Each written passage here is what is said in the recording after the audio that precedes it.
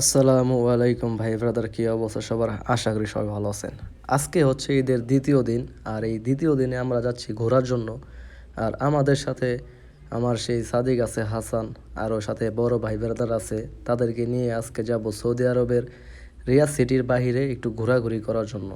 তো ভাই ব্রাদার চলেন ঘোরাঘুরি করা যাক, আর এই ঘোরার ভিতরে আপনাদের মাঝে ভিডিও শেয়ার দেওয়া যাক। ফাইনালি আমরা একটা ট্যাক্সির ভিতরে রওনা দিছি আমাদের গন্তব্যস্থলে। আমাদের সাথে আমাদের ভাই ব্রাদার সবাই আছে। আর এই ট্যুরে মনে করেন যে দেশি দেশি একটা ফিল আসতেছে, কারণ দেশের ভিতরে আমরা ভাই ব্রাদার নিয়ে ঘোরাফেরা করি, এর ভিতরে আমাদের সেই ফিলটা আসতেছে।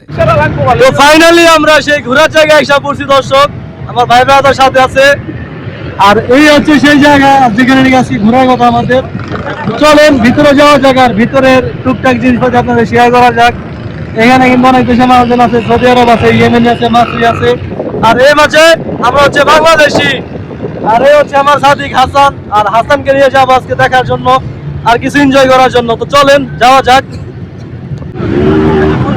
এখানে গাড়ি ভাড়া দেখতেছেন প্রায় 150 রিয়ালের ভাড়া, মনে করেন 1 ঘন্টার জন্য এখানে মানুষজন ভাড়া নিতেছে। এর মাঝে আমার ভাই ব্রাদার আছে। আজকে যাবো সেই বালির উপরে।